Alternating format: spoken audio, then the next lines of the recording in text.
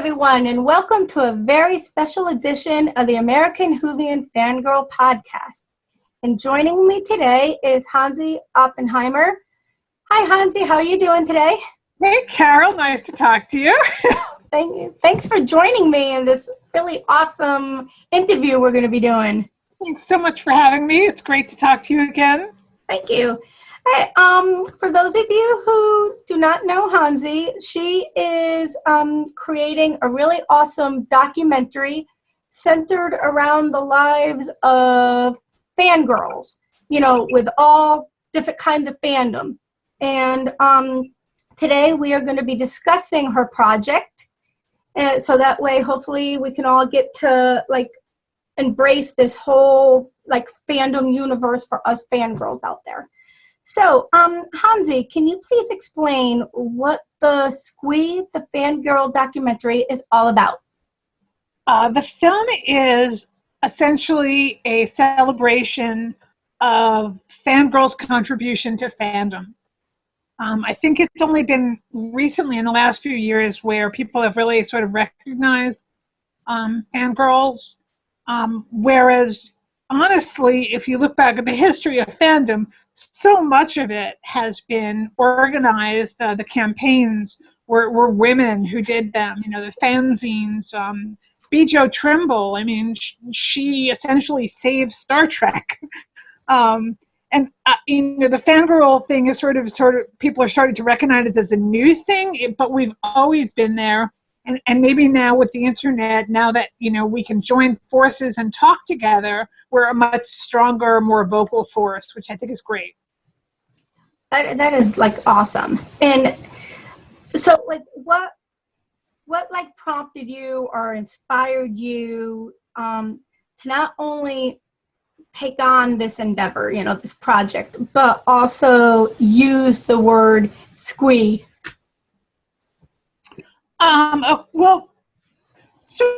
First of all, it's an obsession. I mean, I don't think anyone, especially a no-budget filmmaker, any artist really makes anything that's not out of an obsession. Because I have a day job. I mean, the documentaries don't pay the bills. This is something, I work on, in my day job when I can, and then I come home and I work on it for another 10 hours. It's something I'm really obsessed with. And fandom is something I've always been very, very obsessed with. And it's a really interesting phenomenon. And, I love transmedia. I love fanfic, fan art. I think it's really subversive and punk rock in the way that, I was very involved in CBGBs and the punk rock scene in the 70s as a teenager.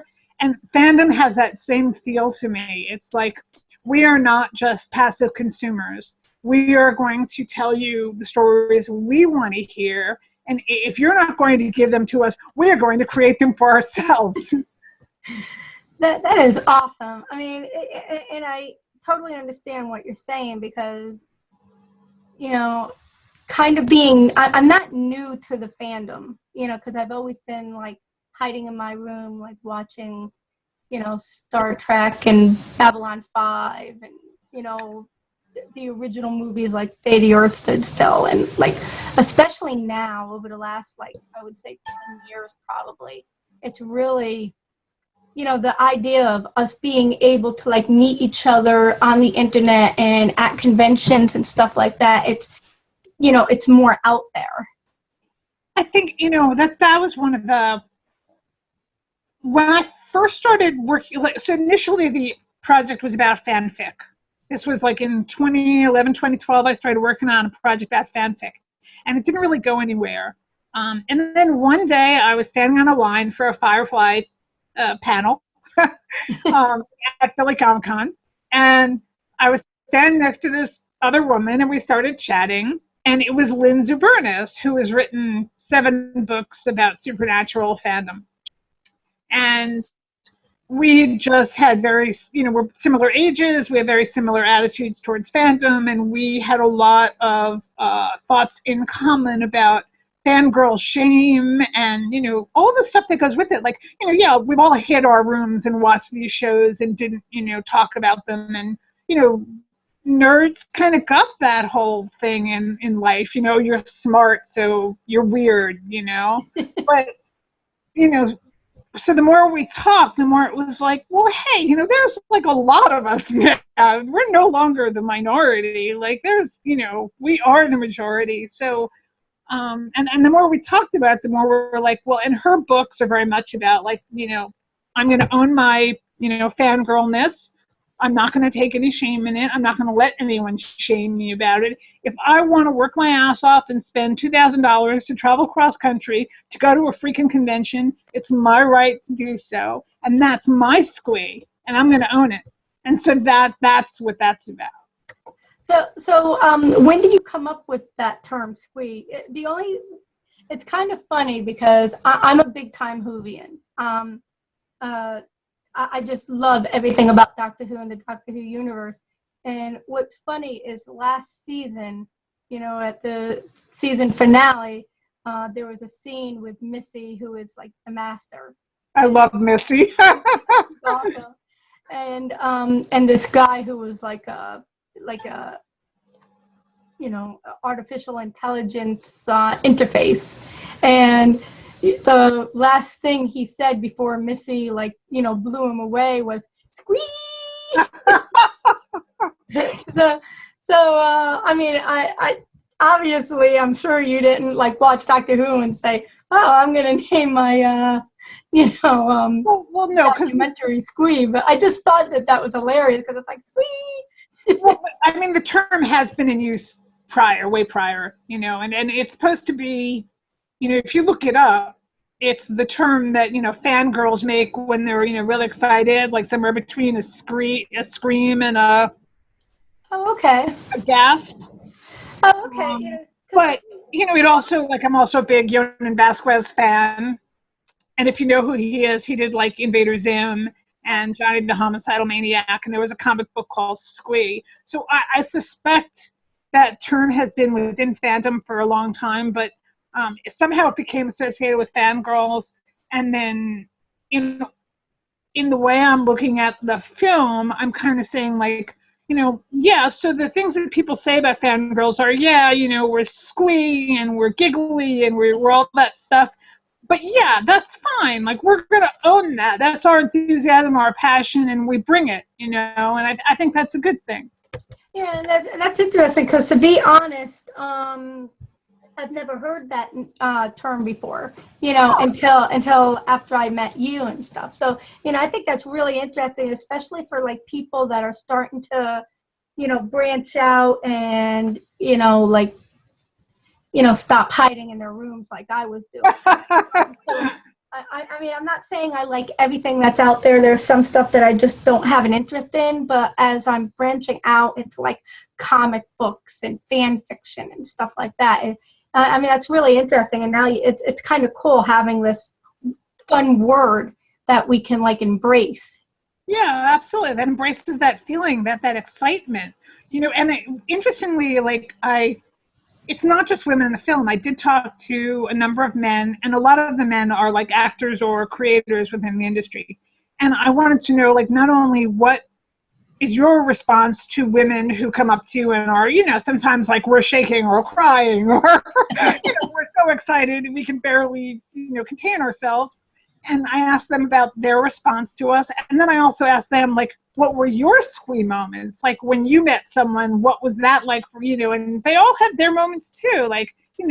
One gentleman, Gil McKinney, talks about, meeting Brad Pitt. And, it's I kept it together on the outside because I'm an actor and I can do that. But on the inside, I was like, it's Brad Pitt.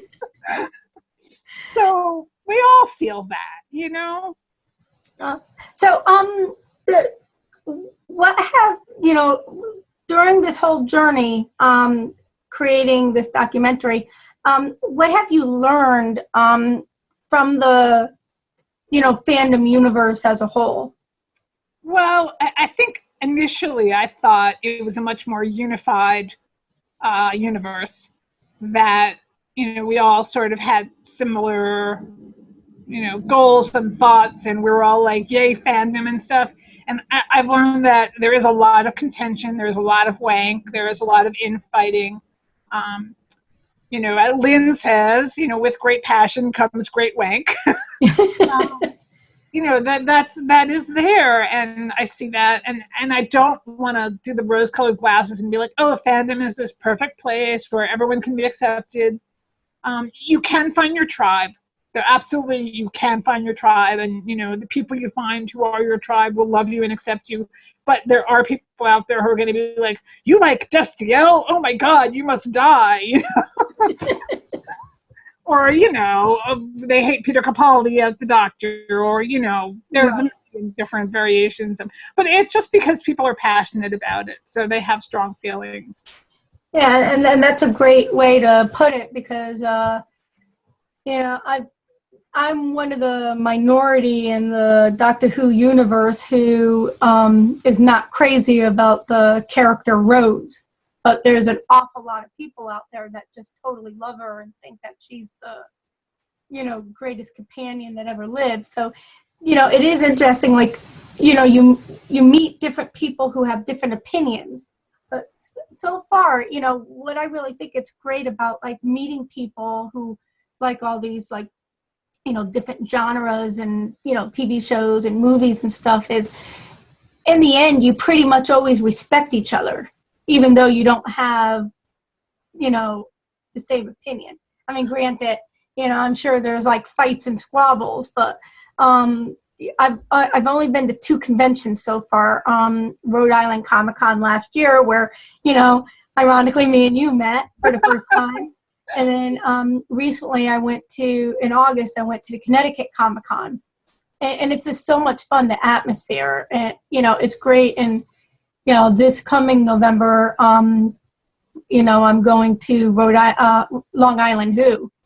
So that's just going to be like Doctor Who. So, I mean, I just love these conventions. So bringing up conventions, aren't you going to a convention this weekend? Yeah, I'll be at New York Comic-Con this weekend, which is going to be, and I was so excited. I was like, this is the first convention I'm going to go to in the last 3 years where I don't have to haul my camera equipment around. I can just go to panels and hang out. and then I get Orlando Jones saying, sure, I'll do an interview. It's like, I'll haul my camera equipment around. I don't care. It's fine. Anything, because I'm so excited to talk to him. I'm just, he's going to be such a great interview. Yeah, because he's a fanboy or fangirl, as he calls himself, which I think is really interesting. He was in Sleepy Hollow. That's correct. Yeah, he's been around since like the 90s. He's done a ton of stuff. But he's kind of an ACA fan. I mean, he is a fan of fandom. So I think that's really interesting. The people who like Misha Collins, who kind of get the whole thing and read the fanfic and understand like the whole phenomenon. I think it's really interesting. It's not just about being a fan of a show. It's fan of fandom. And I think that's kind of interesting. I hope you get to meet him and you have an awesome interview with him. Me too. All things going correct, it should be great. I'll be crossing my fingers for you.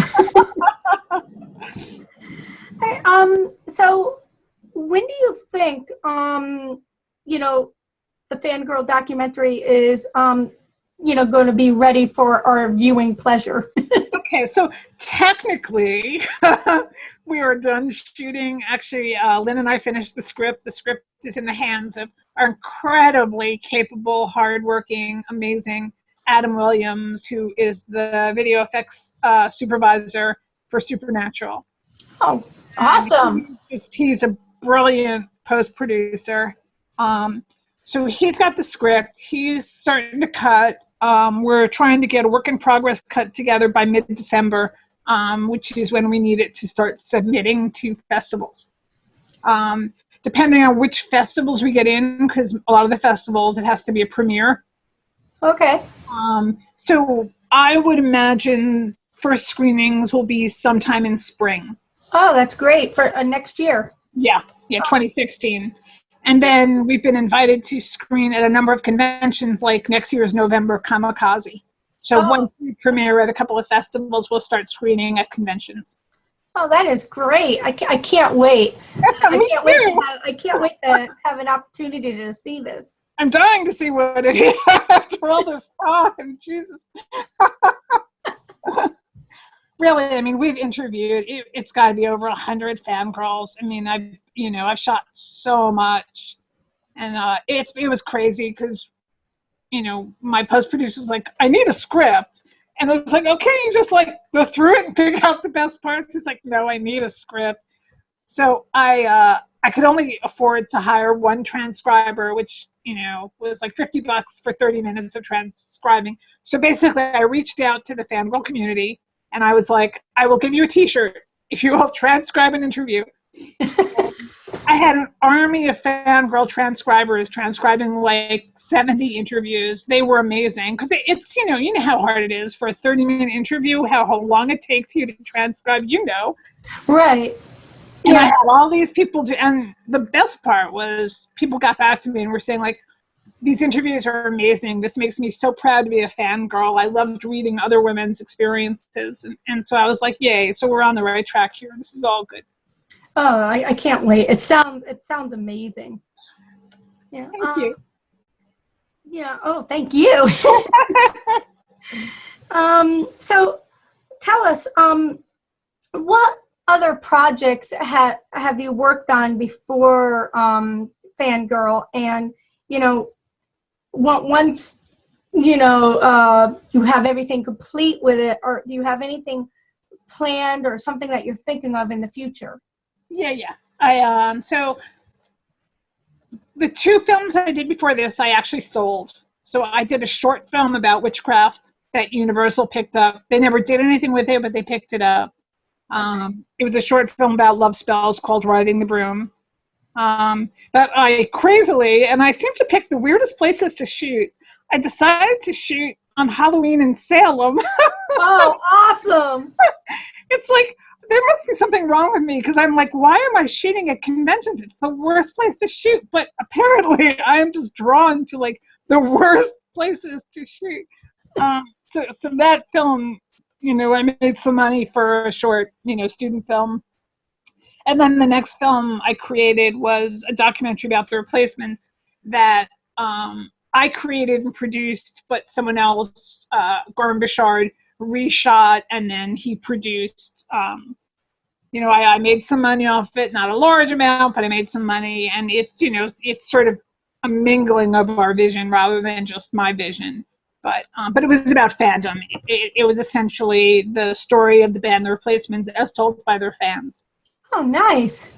And the film I'm going to start shooting immediately after this is a documentary on women and horror films.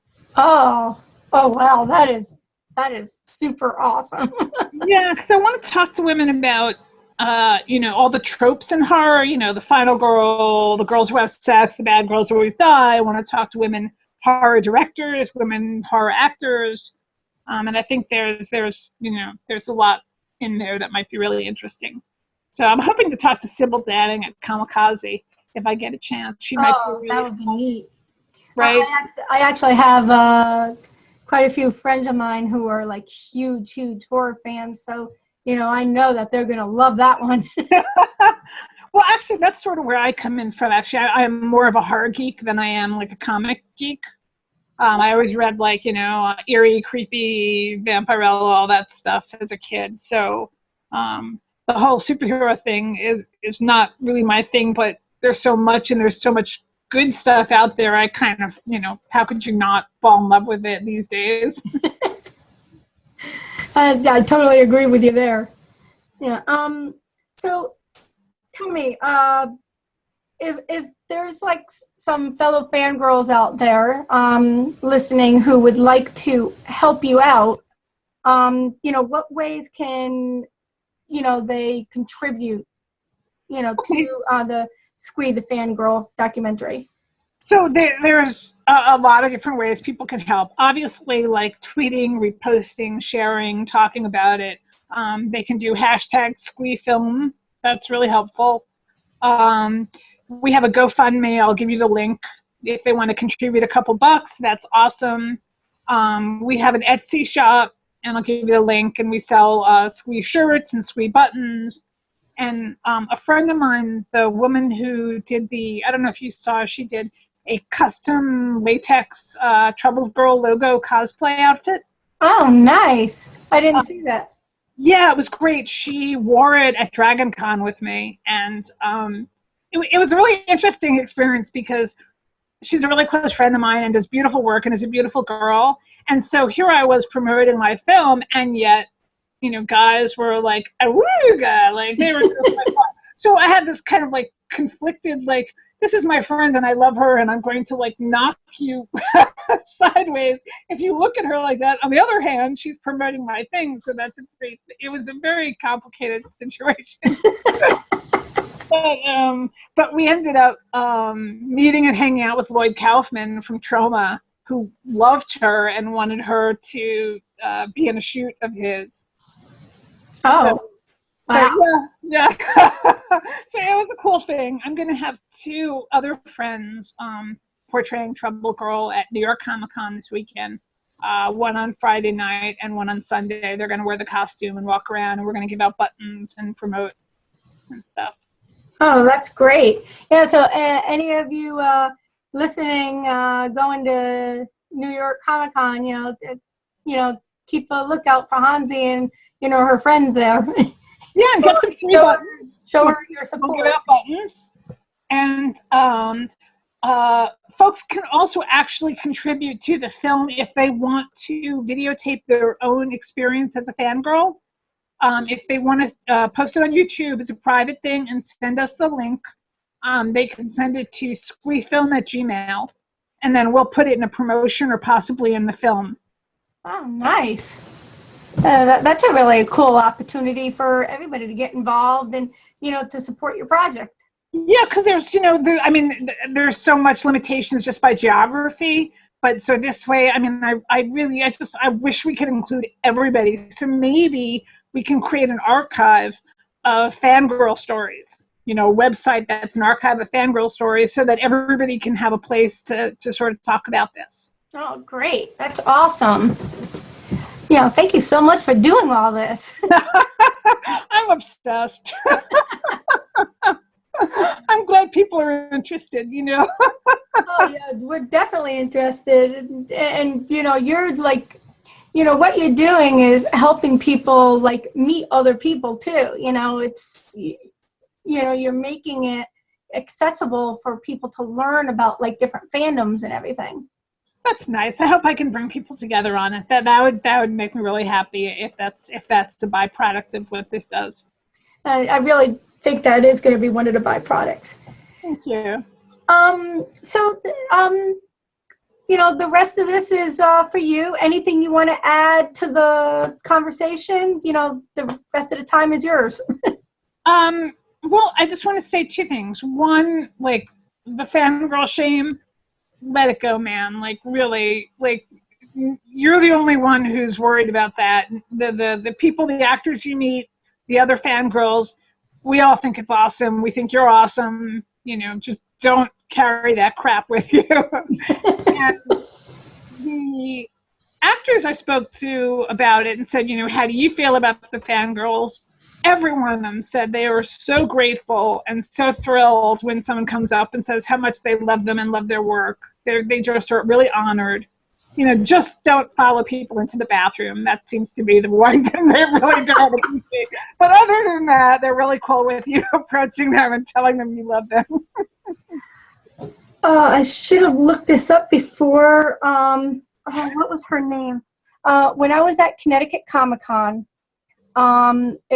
it was a lady from Deep Space Nine. Oh, I forget what her name is now. My friend Chris totally went ballistic when he met her. I'll add this in, with her name. I'm having like a brain fart right now. But, totally understand. Yeah.